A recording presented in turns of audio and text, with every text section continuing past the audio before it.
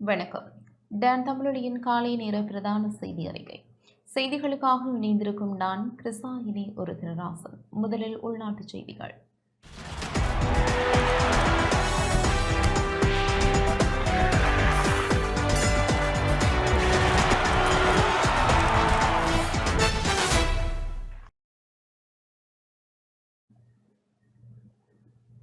எல்லை தாண்டி மீன்பிடியில் ஈடுபடும் இந்திய மீனவர்கள் விவகாரத்தில் மனிதாபிமானம் என்ற பேச்சுக்கு இடம் இருக்கக்கூடாது என வடமாகாண கடலோடிகள் சங்கம் தெரிவித்துள்ளது. இந்தியாவிலிருந்து வந்து இலங்கை கடற்பரப்புக்குள் எல்லை தாண்டி மீன்பிடியில் ஈடுபடும் மீனவர்கள் விவகாரத்தில் மனிதாபிமானம் என்ற பேச்சே இருக்கக்கூடாது என வடமாகாண கடலோடிகள் சங்கத்தின் ஊடாக பேச்சாளர் இணைப்பாளருமான காத்தலிங்கம் அண்ணாமலை தெரிவித்துள்ளார். நேற்று வடமராட்சியில் ஊடகங்களுக்கு கருத்து தெரிவிக்கும் போதே அவர் இவ்வாறு தெரிவித்தார். தீர்ப்பம் பேசி தீர்ப்பம் இல்லாட்டா காலத்தை எடுத்து பேசுவோம்ன்றது எல்லாத்தையும் தள்ளி வச்சிருக்கணும். ஏனென்றா இவ்வளவு காலமும் 72 வருஷமாக பேசித்தான் போய்கொண்டிருக்குது. யுத்தம் முடிஞ்ச காலத்துக்கு பிறகும் பேசித்தான் போய்கொண்டிருந்தது. காலத்தை கடத்துறது பேசுறதுக்கு இனி இடமில்லை. எங்களுக்கு பிரச்சனை என்னென்றால் எங்களுடைய எல்லை தானே, என்னதுக்கு பேச இருக்குதுல? நாங்கள் எங்களுடைய எல்லைக்குள்ள வர வேண்டாம் சொல்றதுக்கு இதுல என்ன பேசுறதுக்கு இருக்கு? மீனவர் பிரச்சனைன்றது காலகாலமாக ஏற்கனவே இருந்த கடத்தொழில் அமைச்சரும் சரி எல்லாருமே பேசி தீர்ப்பம் காலத்தை கடத்தி இப்பவும் அதே வேலையை தான் நீங்க செய்ய போறீங்க. எங்களுடைய நாடு எங்கள வளம், மற்ற நாட்டோட போய் நாங்க பேசணும். படகுகளை எடுத்து கொடுங்க, மயிலிட்டியில காவரண்டு பேர்ல குப்பையா குவிச்சு விட்டுருக்காங்க. ஒன்றுமே செய்யலாது.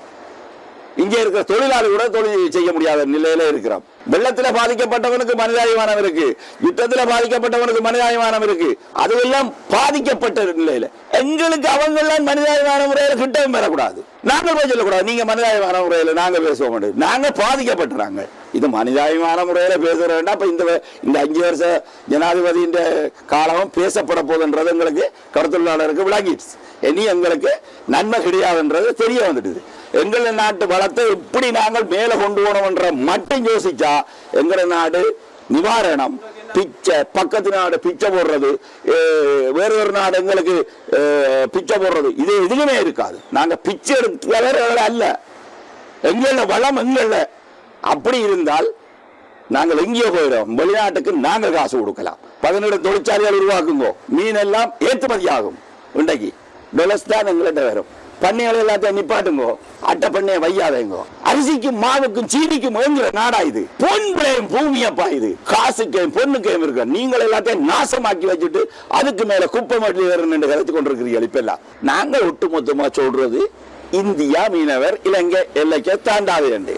அங்க எல்லாத்தையும் நோண்டி வெறும் பவுடரா மண்ணாக்கி வச்சிருக்கீங்க கூட இந்தியா கடலை. அப்படி ஆக்கிப்படுத்தானே இன்றைக்கு எங்கள்கிட்ட வந்து களவெடுக்க வாரியல். அங்க இருந்து இங்க என்னத்துக்கு வாரியல் கேட்க சொல்றாங்க. அங்க மீன் இல்லை, இலங்கைக்கு போகணும், ஸ்ரீலங்காவுக்கு போகணும். அங்க உள்ள முதலாளியே தள்ளி விடுறாங்க. ஸ்ரீலங்காவும் அத்தனை ரோடும் பறைக்கப்பட வேணும். இங்க வரவன் 5 வரைக்கும் குறைவில் அடைக்கப்பட வேணும். உங்களுடைய ஆக்களை இல்லதானே உங்களோட ஜெயில போடுங்க. உங்களுக்கும் இருக்குதானே கடற்படை. எந்த கடல் எங்களுக்கு சொந்தம், எங்கள கடல் எங்களை கிராம எவருக்கும் விட்டு கொடுக்க முடியாது. நாங்கள் சந்திப்பியால் நெருப்பை சந்திப்பியால் ஒவ்வொரு மீனவனுக்கே பெரும் நெருப்பு இருக்கு. சுகாதார தொண்டர்களுக்கு 2019 நிரந்தர நியமனம் வழங்கப்பட்டு ரத்து செய்யப்பட்ட நியமனத்தை புதிய அரசாங்கம் வழங்க வேண்டும் என வடமாகாண ஜனசபைய சுகாதார சேவைகள் சங்கம் கோரிக்கை விடுத்துள்ளது. நீண்ட காலமாக சுகாதார தொண்டர்களாக வடமாகாணத்தில் கடமையாற்றிய 389 சுகாதார தொண்டர்களுக்கு கடந்த 2019 ஆண்டு நிரந்தர நியமனம் வழங்கப்பட்டு அரசியல் காரணங்களுக்காக மறுநாள் அரசாங்கத்தால் ரத்து செய்யப்பட்டது. அவர்களுக்கான நியமனத்தை புதிய அரசாங்கம் வழங்க வேண்டும் என வடமாகாண ஜனசபைய சுகாதார சேவைகள் சங்க செயலாளர் எஸ் முகுந்தன் கோரிக்கை விடுத்துள்ளார். நேற்று வடமராட்சியில் ஊடகங்களுக்கு கருத்து தெரிவிக்கும் போது அவர் இந்த கோரிக்கையை விடுத்தார். 2018 ஆண்டு ஜனாதிபதி அவர்களுக்கு எழுத்து மூலம் அறிவித்திருக்கின்றோம். சுகாதார அமைச்சருக்கு எழுத்து மூலம் அறிவித்திருக்கின்றோம். ஆளுநர் அவர்களுக்கும் எழுத்து மூலம் தொண்டர்களுக்கு நியமனம் வழங்க சொல்லி கூறியிருந்தோம். புதிய ஜனாதிபதி எங்களுக்கு இன்னும் தெரியப்படுத்தவில்லை. ஏனெனில் இப்போ தற்பொழுதுதான் பாராளுமன்றத்திலே 175 தொண்டர்களுக்கு நியமனம் வழங்குவது சம்பந்தமாக கௌரவ பாராளுமன்ற உறுப்பினர் பாராளுமன்றத்திலே கதைத்ததற்கு இணங்க நான் இந்த விஷயத்தையும் இதை குறிப்பிட விரும்புகின்றேன். வடமாகாண சார்ந்த வைத்தியசாலைகளுக்கு 800 தொண்டர்கள் இருக்கின்றார்கள். ஆனால் 389 பேருக்கு தான் அந்த நியமனம் வழங்கப்பட்டது, ரத்து செய்யப்பட்டிருக்கின்றது. அவர்களுக்கான நியமன கடிதமும் அவர்கள் கையிலும் இருக்கின்றது. நீதி கோரி அவர்கள் நீதிமன்றம் நாடியிருக்கிறார்கள். அவர்களுக்கு நியமனம் தர சொல்லி கோரியிருந்தார்கள். இவர்களுக்கு நியமனம் வழங்கி நீதிமன்றத்தை நாடியிருப்பதால் நீதிமன்றத்தின் விடையை பார்த்து கொண்டும் இருக்கின்றார்கள் என்பதால் தான் அவர்கள் வரவில்லை.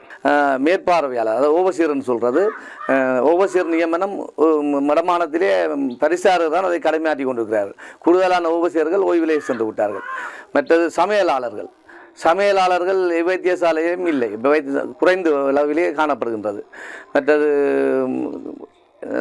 டெலிஃபோன் ஆபரேட்டர்கள், மற்ற சுகாதார பணி உதவியாளர்கள், மற்ற பரிசாரர்களுக்கான பயிற்சிகள் கொடுக்க வேண்டிய தேவை இருக்குது. இப்படி கணக்க நியமனங்கள் இருக்கின்றது. அந்த நியமனத்துக்கு இந்த சுகாதார தொண்டர்களிலிருந்து அந்த நியமனம் கொடுத்தா தான் அந்த அவர்களை அந்த நியமனத்துக்கு உள்வாங்க முடியும்.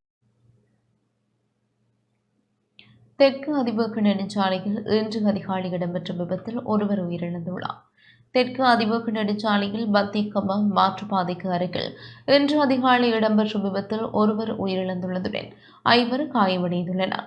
பாரவூர்தியுடன் வேன் ஒன்று மோதியதில் இந்த விபத்து ஏற்பட்டுள்ளதாக போலீசார் தெரிவிக்கின்றனர். காயமடைந்தவர்கள் வைத்தியசாலையில் அனுமதிக்கப்பட்டுள்ளதுடன் போலீசார் விசாரணைகளை முன்னெடுத்துள்ளனர். 2025 சுற்றுலா பயணிகள் பயணிப்பதற்கான நாடுகளின் பட்டியலில் இலங்கை 3ஆம் இடத்தில் தரப்படுத்தப்பட்டுள்ளது. 2025ஆம் ஆண்டில் சுற்றுலா பயணிகள் பயணிப்பதற்கான நாடுகளின் பட்டியலில் இலங்கையும் இடம் பிடித்துள்ளது. ஜிஎன் டிராவல் வெளியிட்டுள்ள புதிய அறிக்கை கவிய 2025 சுற்றுலா பயணிகள் பயணிப்பதற்கான நாடுகளின் பட்டியலில் இலங்கை 3ஆம் இடத்தில் தரப்படுத்தப்பட்டுள்ளது. வெப்பநிலை, இயற்கை அழகுகள், கடற்கரை உள்ளிட்டவற்றை ரசிப்பதற்காக பெருமளவான சுற்றுலா பயணிகள் இலங்கைக்கு வருவதாக தெரிவிக்கப்பட்டுள்ளது. 2025ஆம் ஆண்டு சுற்றுலா பயணிகள் பயணிப்பதற்கான சிறந்த நாடுகளின் பட்டியலில் பிலிப்பைன்ஸ் 1ஆம் இடத்திலும் இத்தாலி 2ஆம் இடத்திலும் பெயரிடப்பட்டுள்ளது.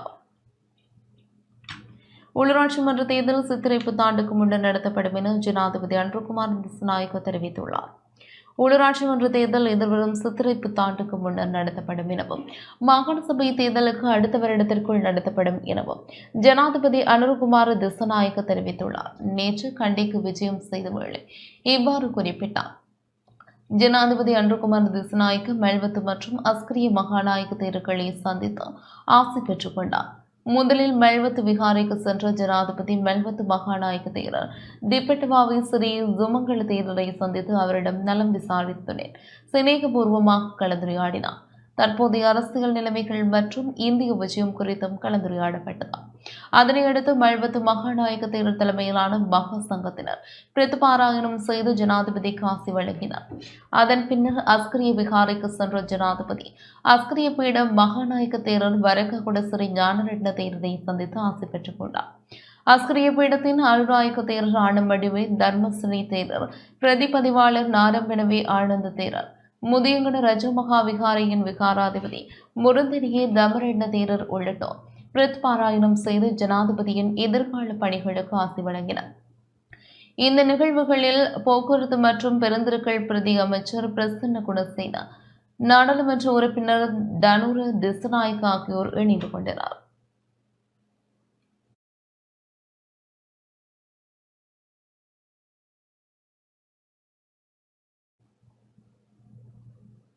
இந்தியாவில் சிறைப்பிடிக்கப்பட்டிருந்த 3 மீனவர்கள் நேற்று யாழ்ப்பாணத்திற்கு வந்தடைந்தனர். யாழ்ப்பாணம் மரளிதீவிலிருந்து மீன்பிடிக்க சென்று இயந்திர கோளாறு காரணமாக இந்தியாவில் சிறைப்பிடிக்கப்பட்டிருந்த 3 மீனவர்கள் நேற்று யாழ்ப்பாணத்தை வந்தடைந்தனர். யாழ்ப்பாணம் அரளிதீவை சேர்ந்த 2 மீனவர்களும் மட்டக்களப்பு வந்தாறுமொழியை சேர்ந்த ஒருவரும் இவ்வாறு வருகை தந்துள்ளனர். கடந்த 7 மாதங்களுக்கு முன்னர் அனலைதீவு கடற்பரப்பில் மீன்பிடித்துக் கொண்டிருந்த வேளை இயந்திர பழுதின் காரணமாக இந்திய கரையோரத்தை சென்றடைந்தனர். அதனால் இவர்களை சிறைப்பிடித்த இந்திய கடற்படையினர் சிறிது காலம் சென்னை புழல் சிறையிலும் அதற்கு பின்னர் திருச்சி இடைத்தங்கள் முகாமிலும் தங்க வைத்தனர். இந்த நிலையில் புதிய அரசாங்கத்தின் முயற்சியினால் 3 மீனவர்களும் விடுவிக்கப்பட்டுள்ளனர்.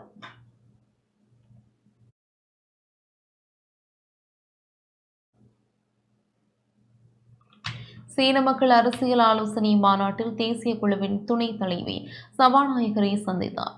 சீன மக்கள் அரசியல் ஆலோசனை மாநாட்டின் தேசிய குழுவின் துணைத் தலைவி குயின் பேகோ சபாநாயகரை சந்தித்ததாக நாடாளுமன்ற தொடர்பாடல் திணைக்களத்தினால் நேற்று வெளியிடப்பட்ட ஊடக அறிக்கையில் இந்த விடயம் தெரிவிக்கப்பட்டுள்ளது.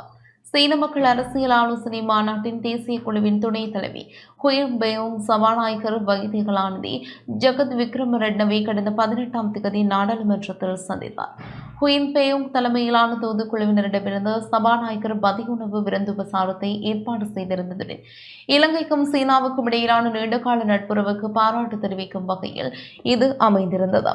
குறிப்பாக நாடாளுமன்ற ஒத்துழைப்பு, நிலைபெறான அபிவிருத்தி, வர்த்தகம், விவசாயம், தொழில்கள் மற்றும் பலதரப்பு ஈடுபாடுகள் போன்ற துறைகளில் இருதரப்பு உறவுகளை மேலும் வலுப்படுத்துவதன் முக்கியத்துவத்தை சபாநாயகர் வலியுறுத்தினார். இந்த நிலையில் மாணவர்களுக்கு 2025ஆம் ஆண்டிற்கான பாடசாலை சீருடைகளை வழங்குவதற்கு சீன அரசாங்கம் ஆதரவு அளித்தமைக்கு தனது மனமார்ந்த நன்றிகளையும் ஜகத் விக்ரமரெட்ன இந்த சந்திப்பின் போது தெரிவித்தார். இரு நாடுகளுக்கும் இடையிலான நீடித்த நட்புறவை கோடிக்கணக்கில் கோடிட்டு காட்டும் வகையிலாக அண்மையில் இலங்கையில் ஏற்பட்ட பொருளாதார சவால்களின் போது சீனாவின் வழங்கிய குறிப்பிடத்தக்க உதவிகளை அவர் மேலும் பாராட்டினார். வைத்திய கலாநிதி ஜகத் விக்ரமரெட்ன அவர்கள் நாடாளுமன்ற சபாநாயகராக நியமிக்கப்பட்டமை குறித்து குயின் பேயோங் வாழ்த்துக்களை தெரிவித்தார். இலங்கையின் புதிய அரசாங்கத்தின் பொருளாதார மற்றும் சமூக அபிவிருத்தி நோக்கங்களை அடைவதில் சீனாவின் உறுதிப்பாட்டை அவர் மீண்டும் உறுதிப்படுத்தினார்.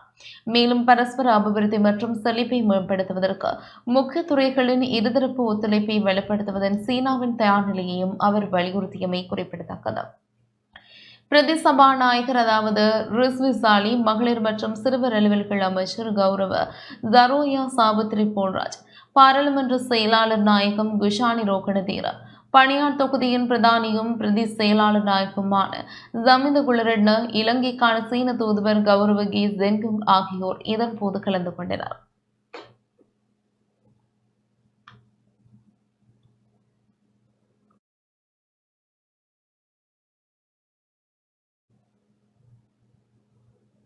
மக்களுக்கு நியாயமான சேவை கிடைக்க வேண்டும் என ஜனாதிபதி அனுரகுமார திசாநாயக்க தெரிவித்துள்ளார். எமது நாட்டின் அரசு சேவையை முறையான அரசு பொறிமுறையாக மாற்றும் சவால் எம்முன் உள்ளதாக ஜனாதிபதி அனுரகுமார திசாநாயக்க தெரிவித்தார். நார்கேன்பேட்டையில் உள்ள நிலமெதிர கட்டிடத்தில் அமைந்துள்ள உள்நாட்டு அலுவல்கள் அமைச்சின் கேட்போர் கூடத்தில் நேற்று நடைபெற்ற மாவட்ட செயலாளர், அரசாங்க அதிபர்களின் மாநாட்டில் கலந்து கொண்டு உரையாற்றும் போதே அவர் இதனை தெரிவித்தார். දැන් අපි අපෙන්ම විමසාගත යුතු තිබෙනවා. මේ எமது நாட்டில் தற்போதுள்ள அரசு நிறுவனங்களை மீளாய்வு செய்ய நியமிக்கப்பட்டிருக்கும் புதிய குழுவின் ஊடாக அரசியல் செல்வாக்கை பொருட்படுத்தாமல் அவை தொடர்பில் தீர்மானம் மேற்கொள்ள நடவடிக்கை எடுக்கப்படும். அரசாங்க அதிபரிலிருந்து மாவட்ட செயலாளர் என்ற பதவி பெயர் மாற்றம் பெற்ற இந்த சேவையானது 200 வருடங்கள் பழமையானது எனவும் எமது நாட்டை புதிய திசையில் வழி நடத்துவதில் பெரும் பங்காற்றியுள்ளது. இருப்பினும் இறுதி நோக்கம் மற்றும் இலக்கு தொடர்பில் திருப்தி அடையும் வகையில் தற்போதைய நிலைமை இல்லை. அரசு நிறுவனம் ஒன்றில் நியாயமான சேவையை பெற்றுக்கொள்ள முடியும். மக்களுக்கு சிறிதும் நம்பிக்கை இல்லை என்றும் அரசு என்ற வகையில் முழு கட்டமைப்பும் சரிவை கண்டுள்ளது. சரிவடைந்திருக்கும் கட்டமைப்பை மீள் உருவாக்க நாம் தயாரா இல்லையா என்பது குறித்து எம்மை நாமே கேள்வி கேட்டுக்கொள்ள வேண்டும். மக்களின் ஆணையின் எதிர்பார்ப்புகளுக்கு அரசியல் அதிகாரம் மட்டுமல்ல, அரசு சேவையும் பொறுப்பு கூற வேண்டும். විඳවැටී තිබෙන පද්ධතියේ යලි ප්‍රතිස්ථාපනය කිරීම සඳහා අපි සූදානම්ද නැද්ද?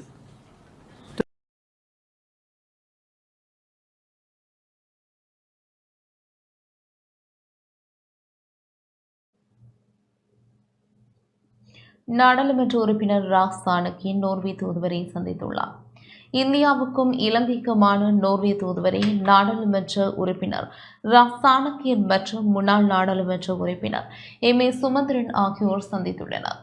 கொழும்பில் இடம்பெற்ற சந்திப்பில் சமகால அரசியல் தொடர்பாக கலந்துரையாடப்பட்டுள்ளது.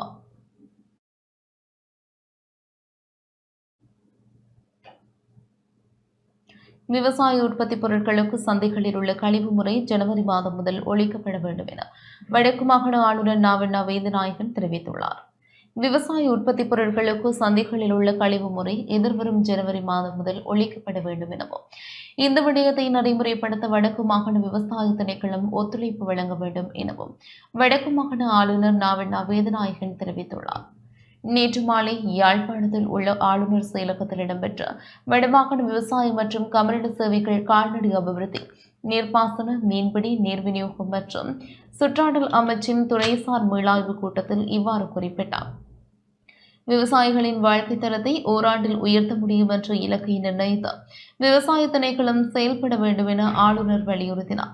இந்த கலந்துரையாடலில் வடக்கு மாகாண பிரதம செயலர் ஈனா இளங்கோவன், வடக்கு மாகாண விவசாய அமைச்சின் செயலாளர் ஆசிரி, விவசாய திணைக்கள பணிப்பாளர் திருமதி சோனா செந்தில்குமரன், கால்நடை உற்பத்தி சுகாதார திணைக்கள பணிப்பாளர் எஸ் வசீகரன், நீர்ப்பாசன திணைக்கள பணிப்பாளர் நானா சுதாகரன் ஆகியோர் பங்கேற்றனர்.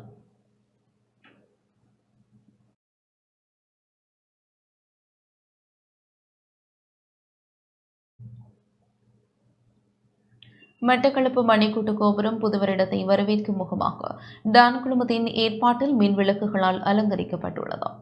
2025 ஆண்டை வரவேற்கும் முகமாக மட்டக்களப்பு மணிக்கூட்டு கோபுரம் டான் குழுமத்தின் ஏற்பாட்டில் மின் விளக்குகளால் அலங்கரிக்கப்பட்டு நேற்று திறந்து வைக்கப்பட்டுள்ளது.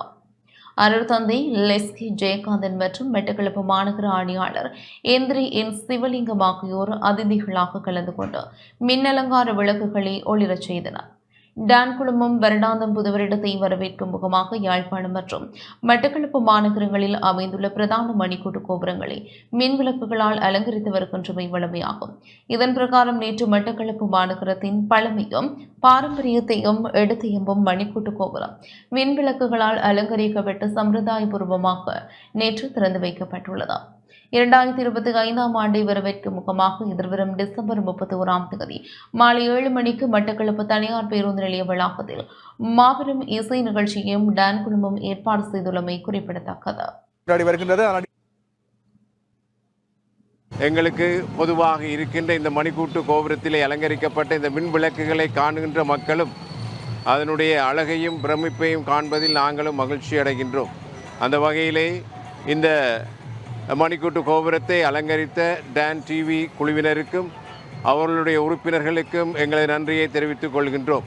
எங்களது மட்டக்களப்பு மாநகரம் நல்ல முறையில் அலங்கரிக்கப்பட்டு ஆண்டவர் இயேசுனுடைய பிறப்பையும் அதே நேரத்திலே வரவிருக்கின்ற எங்களது புது வருடத்தையும் முக்கியத்துவப்படுத்தி இந்த நிகழ்வு ஏற்பாடு செய்யப்பட்டிருக்கின்றது.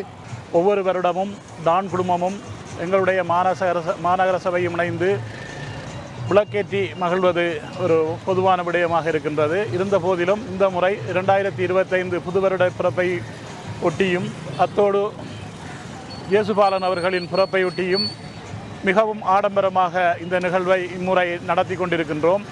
இது மட்டுமல்லாது எமது காந்திப்பாக்கிலும் மாநகர சபையும் அத்தோடு டான் குடும்பமும் இணைந்து ஒரு பெரிய மரத்தினை விருட்சத்தை ஏற்ற இருக்கின்றோம். அதுவும் எங்களுடைய மக்களை மிகவும் மகிழ்விக்கும் என்பதில் எந்த ஐயப்பாடும் இல்லை. அத்தோடு இன்னும் சில நிகழ்வுகளையும் மாநகர சபை நடாத்த இருக்கின்றது. இத்துடன் இந்த செய்தி அறிக்கை நிறைவு பெற்றது. தொடர்ந்தும் டான் தமிழொலியோடு இணைந்திருங்கள். வணக்கம்.